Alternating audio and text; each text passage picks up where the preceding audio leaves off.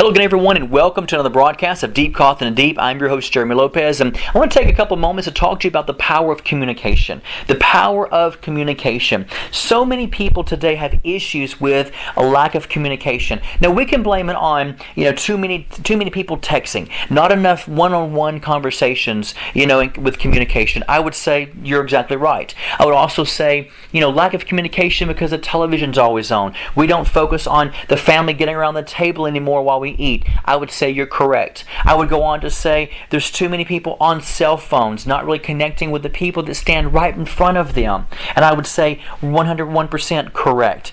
But in the issue of communication, we have to begin to open ourselves to realize there's a power within the process of communication, which means we've got to learn to start communicating to those around us. So I want to give you a couple of pointers to help open up your communication. Maybe you're in a relationship, with your girlfriend or your boyfriend or whatever, and I want to help you to open up that level of communication. Maybe you and your best friend are having issues. Maybe you and your neighbor are having issues. Maybe someone at church, you're like, I just don't know how to communicate with them. We've goofed it up, we've messed it up. I don't know how to communicate with this person anymore at all. What do I do? Or maybe you're just starting off on something new, saying, teach me how to communicate. Show me what I need to do. I want to be able to teach you for a couple of moments on how to communicate, okay? And this is one of the things I want you to do. Learn from your communication mistakes. Look and analyze. I could not begin to tell you how many people in my life and conferences and seminars, and you see them all the time, do you not? Come up to you and all of a sudden you can just hear the atmosphere just, oh my goodness, because that's the person of the church that everybody talks about that will just drain you dry. They will just keep you, and they never think about you talking to anyone else. They always just stay focused just to you, talking your ears off. They never consider people standing around them who wants to talk to you. They never consider dominating your time. They don't care. It's just all about them. And when someone is very self-centered or has low self-esteem, they make their world all about them, and nothing matters than anything in their life besides that one-on-one with you and just draining you. And they let go of you when they want to let go of you. They never consider about other people. And you see this. Most of you are like, yeah, I can tell you who that is in my church or on my job, and we all know that. But maybe, just maybe, what if that was me or you? What if that was me or you? I want to challenge us today. Take a look. One thing I always teach people is this. Learn to be the observer of your own consciousness. Learn to be the observer of your own lifestyle. Learn to be observer of your own life. And that way you're able to observe yourself to say, is this healthy? Am I doing it the way other people around me who have a lot of friends are doing it?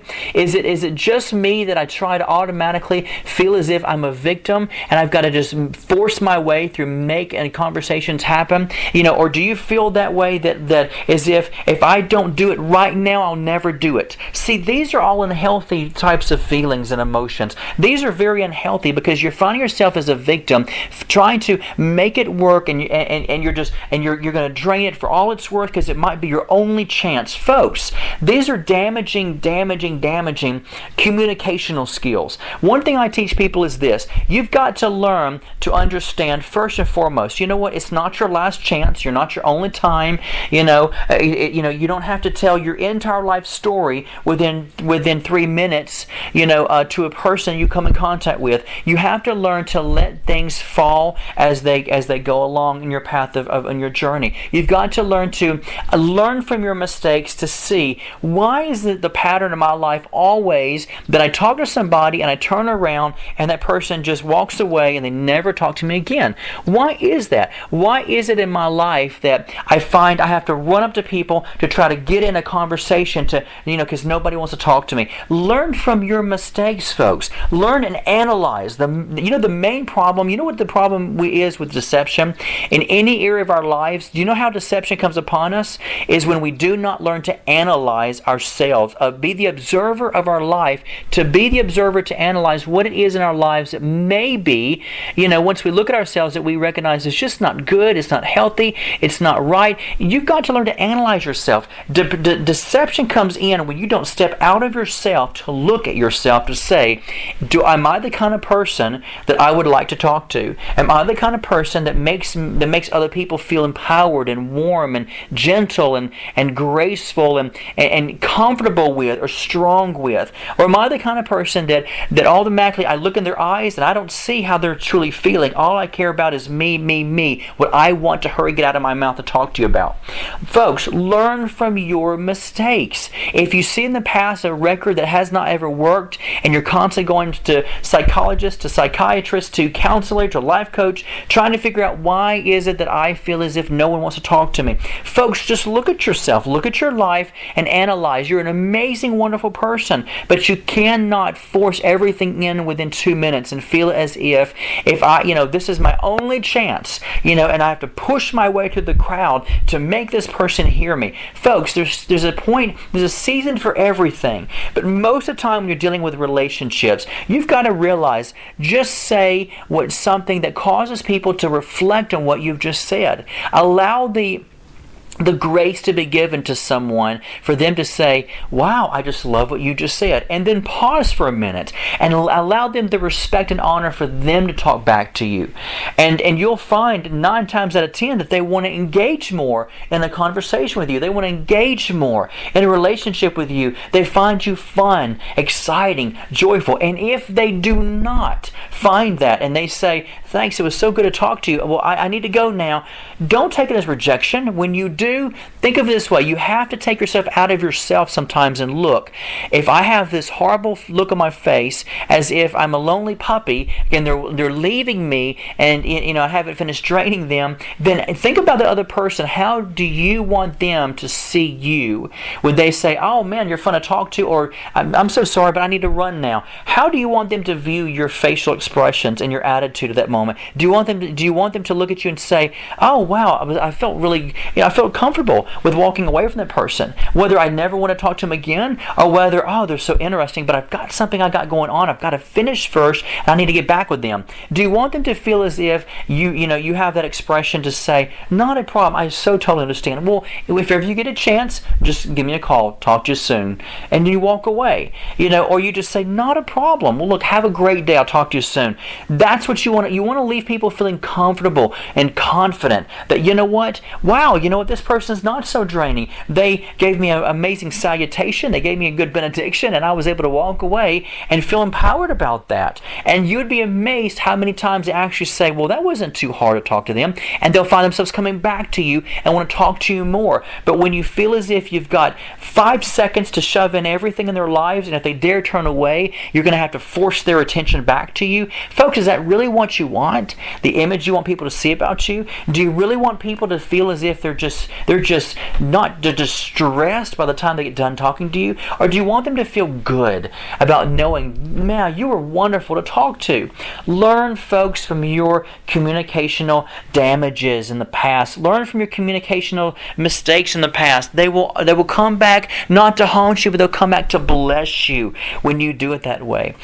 Another point I'll bring to you before I come to a close is face important issues head on. I'll tell you, when it deals with communication, face important issues head on. When you see that someone is engaging to talk to you, then don't throw yourself into the mix of it by putting on some fake face. Just put in there a confidence to say, it's so good, I'd love to talk to you about this. And then let them introduce themselves. Let them begin to start the conversation. Let them begin to engage you in understanding how much they want to talk to you. And that way, guess what? Then you respond back in a soft, calmly manner. Because you'd never want to say, oh, they've got my attention, I better preach it to them while I got 5 seconds. Because that's a turn off to people. No one wants that attitude. And when you begin to face different issues head on, if, let's say, for example, if somebody is doing something that you care for, you love, and you see they're maybe making a bad mistake or doing something that's not healthy for them, there's a point in time for everything when you can and get with them and say, hey, I really need to share something with you. And I'm not a confrontational person, but I need to share with you something. And that is, I know this has happened before with somebody else.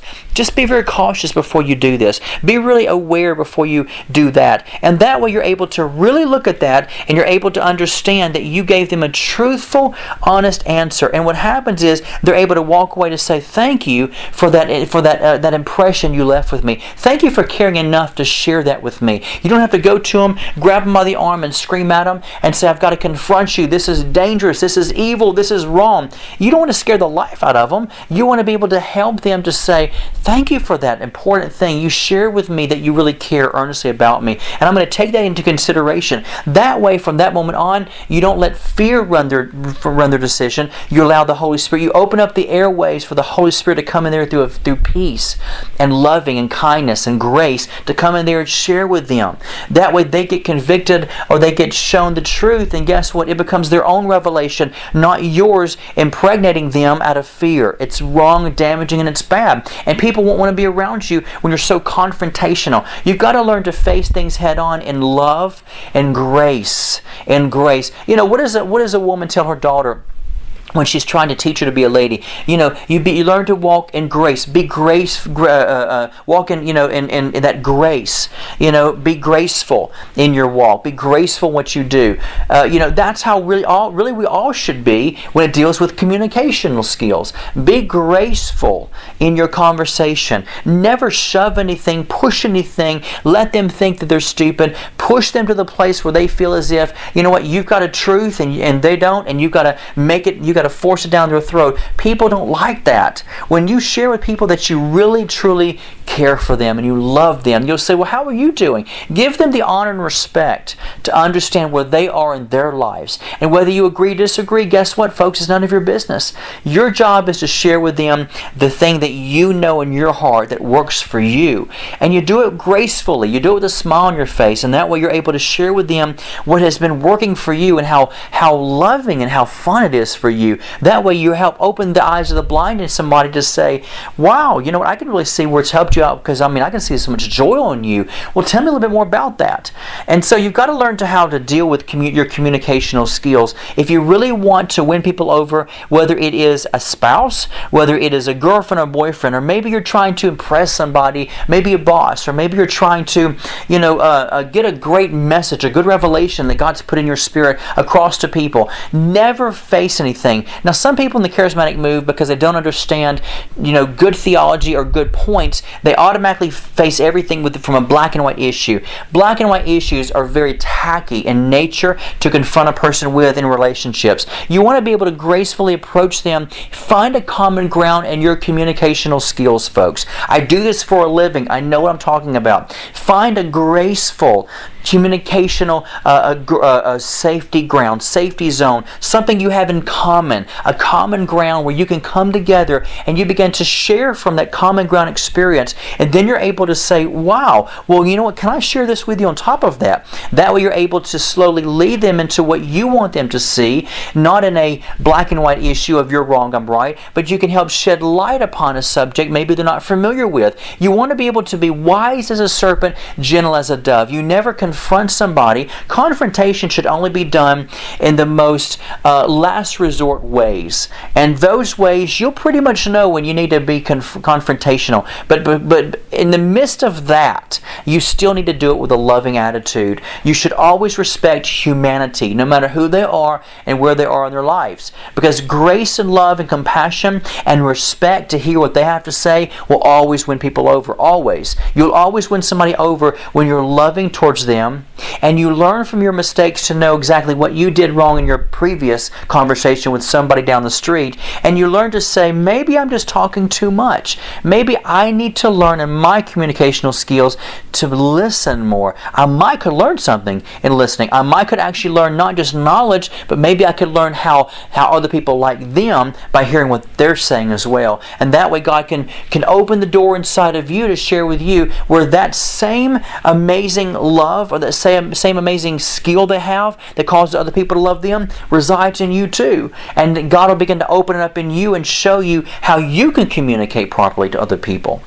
Well, folks, I hope today you enjoyed the broadcast again here at Deep Coffin and Deep. And I want to encourage you, please go to our website today. Go to our website, identitynetwork.net. We have just launched a brand new school. Folks, I'm telling you, this is in hot demand. I've had so many people, say, we really want you to do a course on the law of attraction. Through much prayer, much fasting, I've spent months and months on this, and I have completed a brand new school, which to my knowledge is one of the few, or if not the only, in the body of Christ. Because I've realized most people get scared of the terminology law of attraction. Folks, don't let words scare you. They're just mere terminologies, words. They're just mere words. All through the Bible, from Genesis to Revelation, I can prove to you where the power of attraction exists, abides, and it works. I can show you where, some people might say, well, the term law of attraction is not in the Bible. Well, folks, neither is the word bookstore, but you go there. Neither is the word restaurant, but you eat there. Neither are, certain phrases we use today, but we say them. So see, you can't be childish and be tossed to and fro by all these other crazy, things that people say in black and white issues. You've got to be wise as a serpent, grow up into maturity, and understand the concept that even though you have different languages, if you have Spanish, English, and let's say German, and they say the same exact word, guess what? They're going to say it a little bit differently. Some people will put the word attraction before the word law in certain other languages. That's how they speak. Some people, but yet all three languages are going to use a different sound, a different tone, because the words are phrased differently throughout each language. But do we throw it out because doesn't line up or match with the English language? No.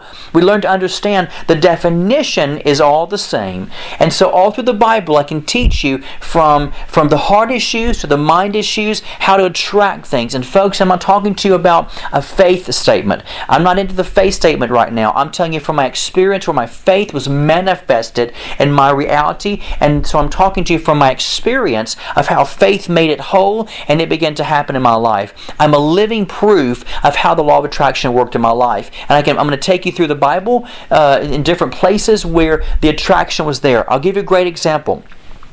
One of the attractions was Mary and Elizabeth. They were attracted by a supernatural experience because both of them were impregnated by a supernatural way. But yet both of them had two totally different supernatural experiences of how they were impregnated. But the attraction of the impregnation or the supernatural way of how they got impregnated, guess what? Began to attract to one another. Are you with me? And because of that, that prophetic combustion caused something to begin to leap within Mary's womb. So something will leap when the attraction of like attracts like begins to happen and pull into your life. And whether you realize it or not right now, it's happening right now in your life. All day to day, every day from the day you were born, the attraction is there to draw into your life what it is you've been wanting to attract through the power of thought, through the power of speaking, and the power of your spirit attracting to your life. So I want to teach you from a biblical standpoint of view through the School of Law of Attraction. If you order in the next 2 weeks, folks, listen to me.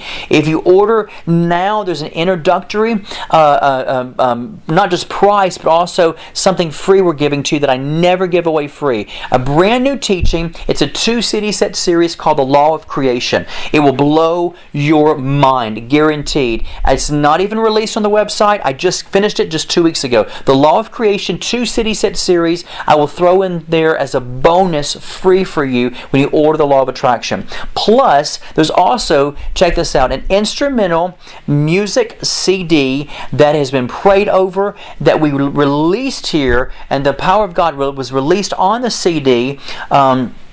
That was catered for those who could open the door to the supernatural. And so you can listen to this instrumental CD that will open you up while you go through the 4-week course of the Law of Attraction, that will help show you supernatural abilities to see the orbs of light, to see the light and hear and smell the fragrance of God, to move in that supernatural ability that I want to show you through the Law of Attraction course, folks.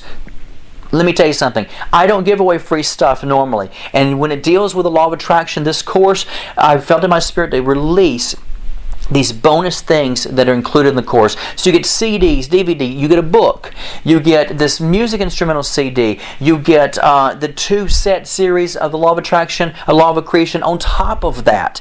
Folks, this is well worth it, and I'm telling you, we've already sold hundreds. You need to order your copies today of this entire course. You can have the entire course downloaded to your email, or we can ship out the entire course in the mail to you today. Go to IdentityNetwork.net, get it now while I'm able to offer you all these bonus CDs and musics and everything else for you. And also, you can call my office if you want to place your order too, to make sure you're getting the bonus stuff at 205-362-7133. That's 205-362-7133. Call and say, look, I need to order the School of the Law of Attraction. Send me the bonus stuff with it, and they'll tell you all about it. All right? Hey, look, God bless you. Until our next broadcast, have an amazing day, and we'll talk to you soon.